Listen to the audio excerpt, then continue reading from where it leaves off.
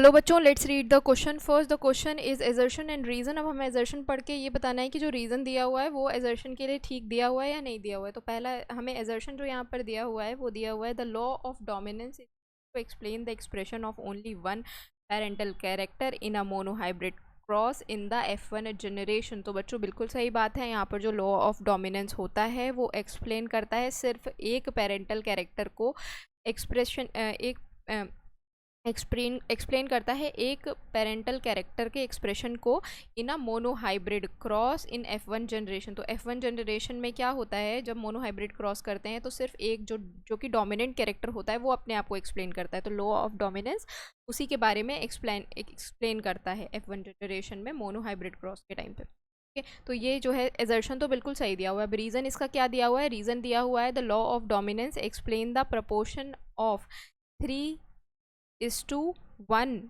obtained at the F2 generation. तो यहाँ पर ये जो रीज़न दिया हुआ है वो रीज़न नहीं है बच्चों, वो एक्सटेंशन है किसका, लॉ ऑफ डोमिनेंस का। लॉ ऑफ डोमिनेंस में हम ये भी एक्सप्लेन करते हैं कि जो प्रपोर्शन होता है 3:1 का वो F2 में कैसे ओब्टेन हुआ।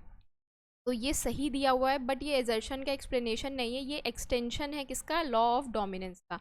तो जो करेक्ट आंसर हो जाएगा वो हो जाएगा आपका ऑप्शन नंबर बी, क्योंकि यहाँ पर ये दिया हुआ है कि both assertion and reason are true and reason is not the correct explanation for assertion. तो ये बिल्कुल ठीक है, ए में दोनों ही करेक्ट दिया हुआ है, बट एक्सप्लेनेशन बोला गया है कि रीज़न जो है वो करेक्ट एक्सप्लेनेशन एजर्शन का, तो ये गलत हो जाएगा। सी में बोला गया है assertion is true and reason is false. तो फॉल्स तो कुछ भी नहीं है, फॉल्स नहीं है, बस एक्सप्लेन नहीं कर रहा है एजर्शन को। Assertion is false and reason is true, तो ये भी गलत हो जाएगा। करेक्ट आंसर आपका क्या हो जाएगा, ऑप्शन नंबर बी। होप आप लोगों को ये सोल्यूशन समझ में आया हो बच्चों। Thank you, all the best.